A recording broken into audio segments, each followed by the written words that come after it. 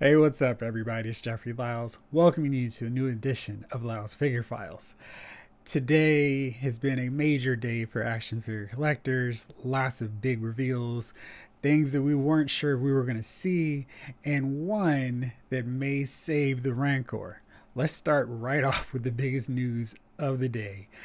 On Hasbro Pulse's Instagram page, they responded, they said, "We heard you," and because we didn't act like a bunch of babies, kind of clearly stated what we wanted out of this HasLab Rancor project, they issued this statement. "We really appreciate all the feedback we've received in an effort to make the HasLab Rancor the best possible dream project. With that, we realize we can't leave the most dangerous creature, the Rancor, roaming the galaxy without its keeper. We will be adding a fully newly tooled Star Wars The Black Series Malakili figure to the base offering, funded at 9,000 units. Uncarded and ready for action, McKilly comes with his unique gaffy stick inspired by Star Wars Return of the Jedi. This figure is in active development, and we will share renders as part of our backer updates if the project successfully moves into production." So that doesn't sound like we're going to see a render or any prototype of McKilly before the December 6th deadline. Right now, the Rancor is at 4,783 backers. Now, that is a tremendous drop since the last reveal with the final stretch goals, which were Jedi Luke and Salacious Crumb. I know a lot of the action figure community was outraged and just astonished that McKilly and Ula were not revealed as those final stretch goals. Hasbro has taken note. They're saying we dropped the ball, we fumbled, we understand. I appreciate that they have McKilly straight up in this. There's no stretch goal. He's set up right along with the Rancor. You don't have to hope that 11,000, 13,000, 19,000 backers support the HasLab project to get him. I think that was a smart approach. Now we got this backdrop. I don't think people are going to care if they don't get that. But I feel like if they dangled McKilly all the way down to the end, people are going to be like, that's still shady, Hasbro. So, we give these companies a lot of grief when they don't do everything perfect, when they don't do things the way we want them to. But I appreciate in this case Hasbro just owning up to it. I mean, honestly, we all make botches, we all make mistakes, and they realize this was a really bad one. This was a terrible omission. Let's make it right. Let's just make them a solid base offering. No funny hoops for people to get, jump through. Just back the project. You get the Rancor, you get McKilly, and that's what we really wanted. We don't need, all these extra things like another Gamorrean guard. We don't need Jedi Luke because we know he's coming later. I wish there was still some way they could get Ula in here, but honestly, the biggest priority is clearly the Rancor Keeper. So we are going to get him if the project is funded. It's lost so many backers since that final stretch goal reveal was announced.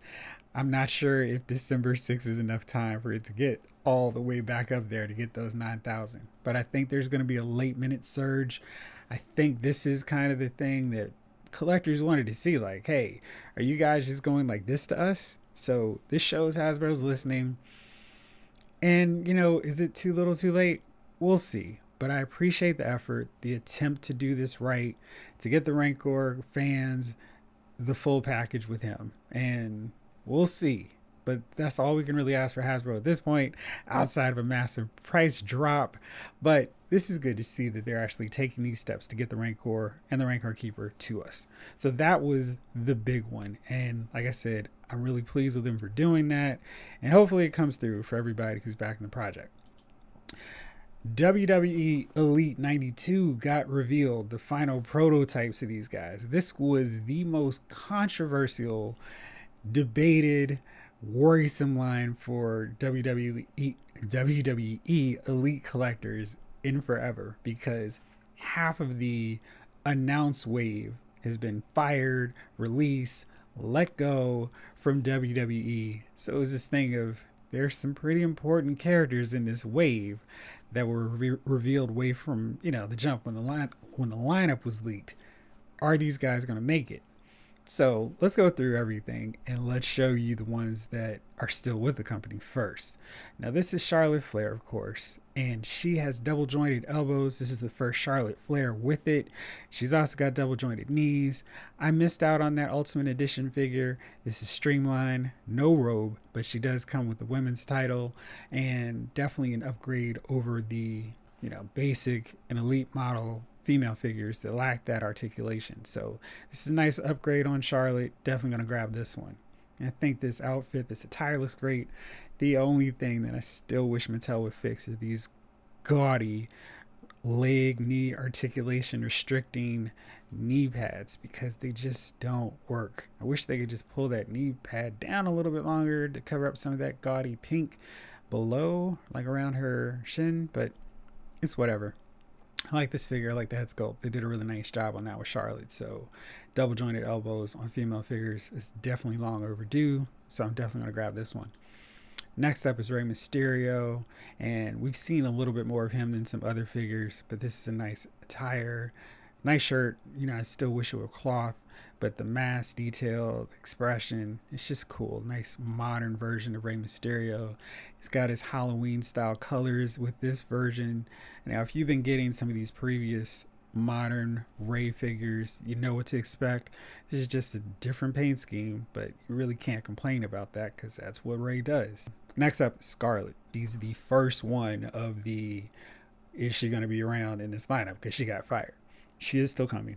And she's got this really cool Night Empress outfit on. She just looks really cool in this attire. Those huge platform boots, the fishnets. I'm still not quite sure what the deal is with those. If those are paint apps or if they're actually rendered. I would love if that was actually painted, because that is such a nice application. With fishnets, they're never really done quite well. I think they did an amazing job on these, and considering so many of the WWE women wrestlers actually rock fishnets, this is something that they could implement just across the board. But they've got the crazy contacts that Scarlett wore during this time, the tiara, crown. It's a really nice looking figure, and I think she and another one in this wave actually, even if you weren't collecting WWE figures, I think would make for great pickups just for like your fantasy collection, maybe your Dungeons and Dragons. Since Hasbro didn't keep that line going, this is a figure you could use for that. And here's a package with the hourglass and carrying cross. You can see the contacts in that, but they did a nice job on this figure, and I'm glad we got this unique look for her in addition to her typical normal Valley look for carrying cross. Now here's the other one, Burnt Fiend. And I think if you just put him with Scarlett, you got a really nice pairing that doesn't even have to do anything with wrestling. And I basically stopped watching the main roster stuff when Bray Wyatt got burned, but Burnt Fiend just looks crazy, and he looks like somebody you could also have fight your superheroes, maybe your Blade and your horror style heroes. But yeah, he looks really good. They did a nice job of destroying his outfit with this shard and ripped and all the good stuff. Of course, you can't have the bloody stains like the actual picture here, but I think they did a nice job of showing how horrific this outfit looks. I think they did a really good job with it, and these photos are really cool as well. This total mismatch of colors, and you see his arms have like the actual burns on them, or burns quote unquote, but they did a really cool job with this outfit, and that mask looks really crazy. So it's a really nice job on this figure, and definitely another one that I'm going to get, even though I don't really get modern WWE guys anymore. So next up is Ric Flair, and I got this head sculpt version with the 2-pack for the Giant and the Championship Showdown. I actually bought that set for the Flair, but the figure didn't even stand properly. I'm not a huge fan of how they implemented the hair, but now that I know this one's coming with the mid-90s Four Horsemen shirt, which is I always like that shirt for whatever reason, and now I can get this. Maybe I'll grab another one so I can put it with Arn Anderson, because I doubt we'll see another Mattel Arn, but this is cool, and I can actually try to do a custom job and fix that hair to resemble more of how Flair actually had it. And we're getting him now in his yellow tights, green knee pad attire. This is one of the few that were kind of still lacking. We were still waiting to get that one. So I love to see this. Got the knee pads correct, so they're not going to hinder his articulation. He's got the taped fingers appropriate, double jointed elbows. I think this is the first regular Elite Flair to have that. So this is pretty much the best Elite version of Ric Flair we can get. And I like that we were actually getting a version from the 90s, basically after he cut his hair fighting Sting when he was masquerading as a Black Scorpion. So we're getting this look that Flair had for most of his 90s WCW tenure. And it's really cool. We get the Four Horsemen shirt. You put that on your Brian Pillman figure. So it's just a really nice addition. And Flair was definitely somebody who was kind of like, are we going to get another Ric Flair figure? And especially with all his crazy antics right now, you see in this package how his hair actually looked and how Mattel didn't quite capture that appropriately. But I appreciate getting this yellow and green attire because this is definitely one that I was kind of hoping we'd see at some point with the various Flair figures. I wouldn't have complained too much if we got this short hair Flair with the red tights, even though they've already done it before, because that's what he wore so often with this outfit. But I'm really glad we got this look for Flair because this is just one we haven't seen. And I don't know if Jax even got to this. I'm really glad we got this. Got a WCW mic. I think this might be the first one of those we get, so we can now give that Mean Gene Okerlund figure we got this so he can interview Flair and he can go, mean, whoo, by gosh, Gene. So it'll be fun to reenact those moments and get another WCW figure. Mattel has been quietly adding a bunch of WCW figures these last few waves. We got the Boss version of Big Boss Man, this version of Flair, and just I appreciate adding more to the WCW ranks because they're kind of underserved. We got Jake the Snake coming with the Legends 14 set from his very brief feud against Sting, so we're getting more, and I love to see that. And yeah, this is him with the mic, one last shot. And finally, Adam Cole. Baby, right. So we've got him, new head sculpt, which is ironic. This is going to be the last, for sure, version of Adam Cole we get from Mattel. So we got a new head sculpt, True Effects, got the Adam Cole going solo shirt, got the steel chair, always a great piece, great accessory to include with any of these guys. And he's posed in his signature pose, which is awesome. So for all you men on card collectors, that's a really nice setup for him. Swappable hands, grip hands, no fist though, which is it's whatever. But it works because he's gonna hold the steel chair, so that's great. Now you'll note he's got these green tights underneath. There's no word if we're gonna get that Chase figure. I assume since we've seen this version, we will get that Chase one as well because that is absolutely essential to still match up with the rest of the Undisputed Era in their War Games camo tights. So this good. We're getting to see this one, so I assume we'll see that as well. But this is really an impressive setup here because it seemed like this whole wave basically could have been replaced and swapped out with a bunch of John Cena's, Roman Reigns, and Randy Orton's. So I'm really glad Mattel and WWE were able to get this line out because there are so many characters who were really questionable just because of all these releases. I'm wondering if this takes any deal with their arrangement with Cole when he went to AEW after signing a little extension to stick around a little longer.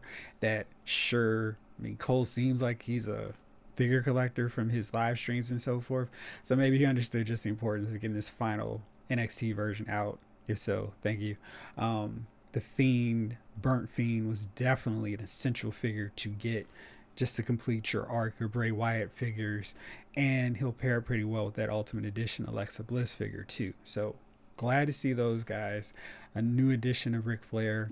I don't know what the status his contract is with WWE. He's not really endearing himself to them, so I really don't think we're going to see a lot of future Flair figures.